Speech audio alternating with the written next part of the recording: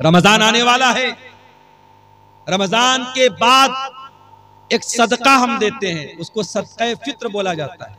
आपके यहाँ भी सदका फित्री बोलते, कहीं की फितरा भी बोलते हैं। तो ये जो फितरा होता है ये कब देना है? बोलो भाई, ईद की नमाज के पहले देना है या बाद में देना है? पहले देना है। अब जरा गौर से सुनना, अल्लाह के नबी फरमाते हैं मन अद्दाहा क़ब्ल सलाती फहिया ज़कातुन मक़बूलतुन, जिसने सदक़े फित्र ईद की नमाज के पहले दिया उसका सदक़े फित्र कबूल होगा, और जिसने ईद की नमाज के बाद दिया उसका सदक़े फित्र कबूल नहीं होगा। फॉर एग्जाम्पल, मेरे परिवार में 10 लोग हैं, हम भाई बहन मेरी बीवी बच्चे सब मिला के मिसाल दे रहा हूं 10 लोग। अब मान लो 2.5 किलो मुझे अनाज देना है सदक़े फित्र। अब 2.5 किलो 10 लोगों की तरफ से कितना हो गया? 25 किलो। अब मान लो ईद अगले दिन है और आज रात में मैं गल्ला लेने गया, अनाज लेने गया, दुकान बंद हो गई। अब मैंने कहा यार तो बहुत लेट हो गया, क्या करें, चलो सुबह देखते हैं। सुबह फजर की नमाज पढ़ी, ईदगाह गया, ईद की नमाज पढ़ी। उसके बाद दुकान खुली गल्ले वाले की। मैंने कहा एक काम कर भाई, तू 50 किलो अनाज दे दे मुझे 25 देना था, मैं डबल दे रहा हूं, 50 दे रहा हूं। लेकिन अल्लाह के नबी फरमाते हैं कि आपने ईद की नमाज के बाद में दिया तो आपको सदक़े फित्र का सवाब नहीं मिलेगा। क्वांटिटी डबल हो रही है, मैं डबल मात्रा में दे रहा हूं, मगर वो सवाब नहीं मिलेगा। सिर्फ 15 मिनट का फर्क पड़ गया। नमाज के पहले देता तो सदक़े फित्र कबूल हो जाता, नमाज के बाद दे रहा हूं तो कबूल नहीं। ये है शरीयत। इबादत कैसी? इबादत रसूल के जैसी। आप टाइमिंग भी जरा सी चेंज करेंगे तो इबादत अल्लाह के। एक और मिसाल देता हूं, हमारा दूसरा त्योहार कौन सा है? बोलो भाई, ईद के बाद कौन सा त्योहार है दूसरा? शबे बारात कि मुहर्रम? ईद मिलादुन्नबी है, ईद उल अज़हा, बकरीद का त्योहार। बकरीद के त्योहार पे आप कुर्बानी कब करते हैं? ईद उल अज़हा की नमाज के पहले करते हैं या बाद में करते हैं? कोई पहले करता हो जरा हाथ उठाए। कोई पहले तो नहीं करता ना। अल्लाह के नबी ने फरमाया मन ज़बह क़ब्ल सलात, जिसने कुर्बानी ईद की नमाज के पहले की, जिसने बाद में की, फ़क़त तम्म नुसुकुहु, उसको कुर्बानी का सवाब मिलेगा। और जिसने ईद उल अज़हा की नमाज के पहले कुर्बानी की उसको गोश्त मिलेगा, कुर्बानी का सवाब नहीं। आप डबल बकरा ले आए, डबल जानवर ले आए, 2 करते थे 4 ले आए, लेकिन अगर आपने ईद उल अज़हा की नमाज के पहले कुर्बानी कर दी, आपकी कुर्बानी अल्लाह के कबूल नहीं। इबादत कैसी?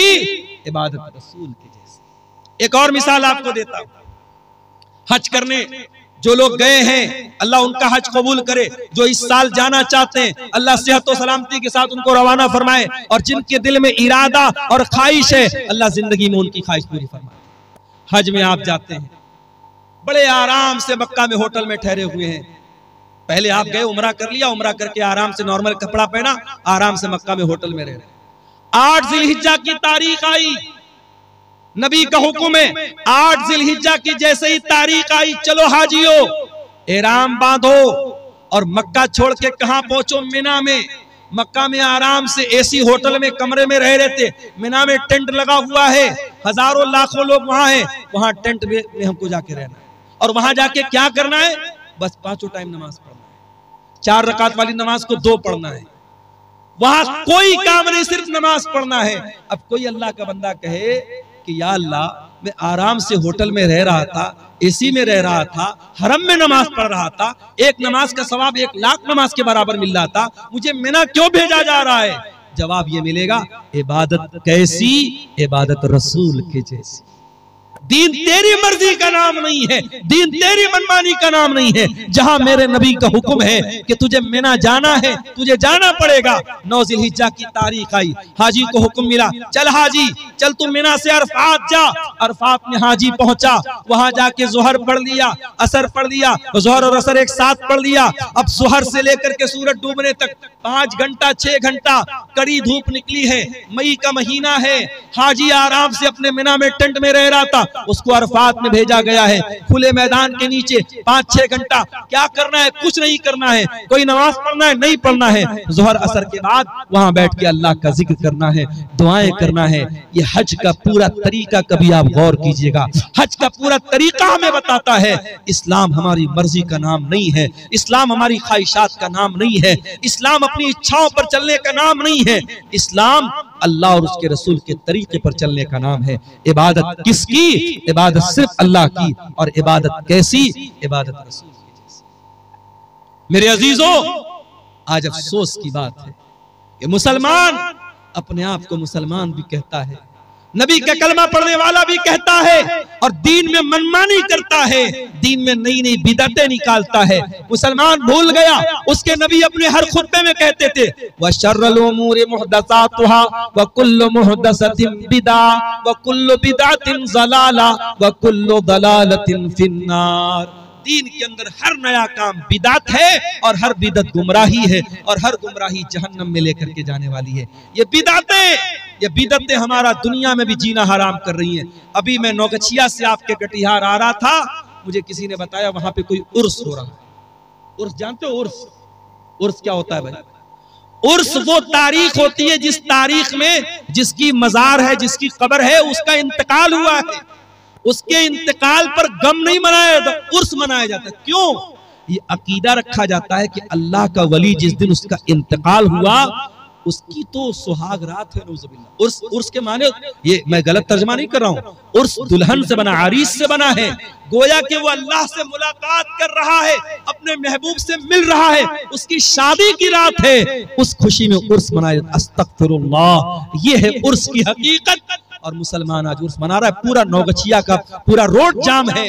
मेरे प्यारे साथियों, ये बिदअतें हमारा जीना हराम करती है। आज आप देख लो, इस्लाम के ऊपर अमल करने में कोई ट्रैफिक जाम नहीं होता, इस्लाम पर अमल करने में किसी के लिए कोई मसला खड़ा नहीं होता। मसला तब खड़ा होता है जब हम बिदात और खुराफात में मुब्तला होते हैं। और अल्लामा इकबाल ने सही कहा था, ये उम्मत रिवायात में खो गई, हकीकत खुराफात में खो गई। मेरे भाइयों, बिदात से बचो। और आखिरी बात बयान करके बात खत्म कर रहा हूं, ये बिदात जो होती है ये आखिरत में भी बहुत घाटे का सौदा बनेगी, आखिरत में भी बहुत नुकसान पहुंचाएगी। अल्लाह के नबी जब कयामत के दिन अपने उम्मतियों को कौसर का जाम पिलाएंगे तो कुछ ऐसे लोग आएंगे जिनके हाथ और पैर चमक रहे होंगे वजू की वजह से,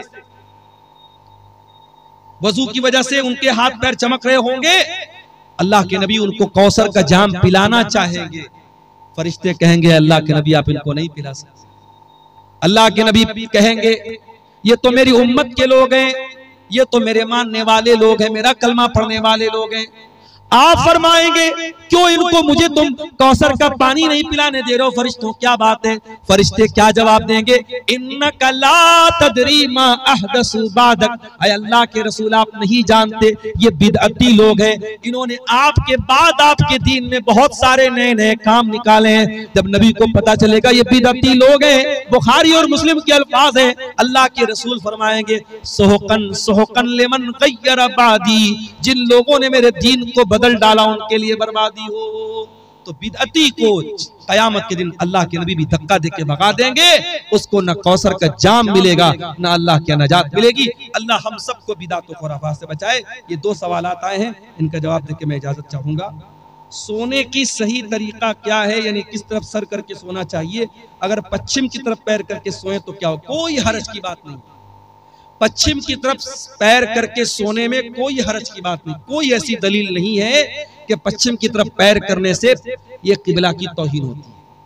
पश्चिम की तरफ सिर्फ आपको पेशाब करने से मना किया गया है, पश्चिम की तरफ आपको पाखाना करने से मना किया गया है। पश्चिम की तरफ आप जब पेशाब पाखाना करें तो ना तो अपना चेहरा करें ना पीठ करें।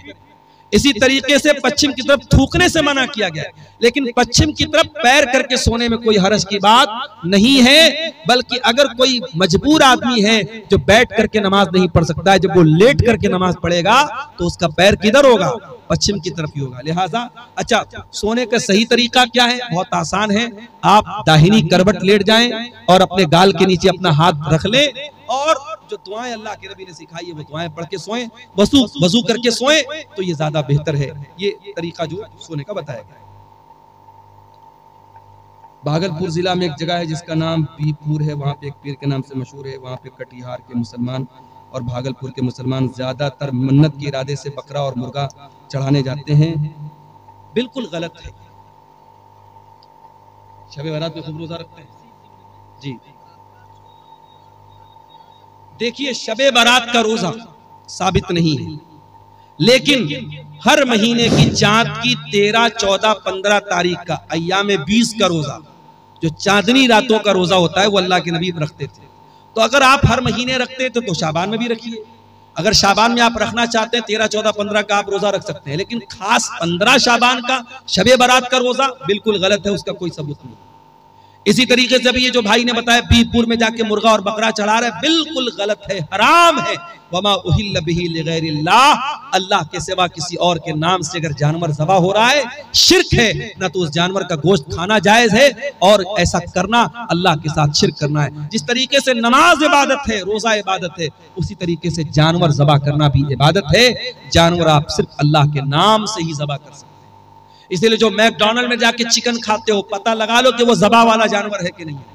अगर मैकडॉनल्ड में झटका वाला है या मशीन के जरिए काटा गया जानवर है, अल्लाह का नाम नहीं लिया गया है, तो वो चिकन और मटन आपके लिए खाना जायज नहीं। जहां भी होटल में खाना खाओ, तहकीक कर लो। अगर इत्मीनान नहीं है तो वेज खा लो, नॉन वेज मत खाओ।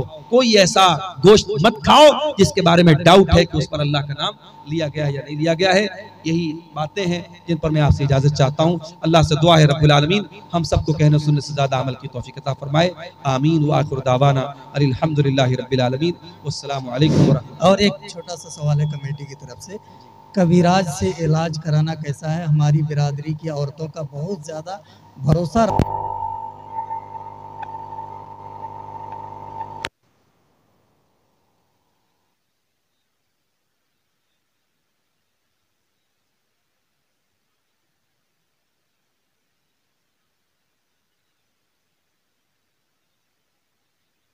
मंत्र वंत्र पढ़ रहे हैं, तो ऐसे इंसान के पास जो मंत्र वगैरह के जरिए, या ये कह लीजिए जादू के जरिए, या ये कह लीजिए अपनी रूहानी ताकत के जरिए इलाज कर रहा है, उसके पास जाके इलाज कराना हराम है। ऐसे बहुत सारे ओझा और बाबा होते हैं, वो मरीज को ऐसे हाथ लगा देते हैं, मरीज ठीक हो जाता है। ये सब शैतानी ताकतें हैं, कभी खबरदार इनके पास नहीं जाना। आप तकलीफ बर्दाश्त कर लो, लेकिन शिर्क के अड्डों पर मत जाओ मेरे प्यारे साथी, बिल्कुल ये गलत है। और मुसलमान औरतें अगर वहां जा रही हैं, गलत कर रही हैं, उनके घर के गार्जियन को चाहिए कि अपने घर की औरतों को ऐसा ना करें। ठीक है।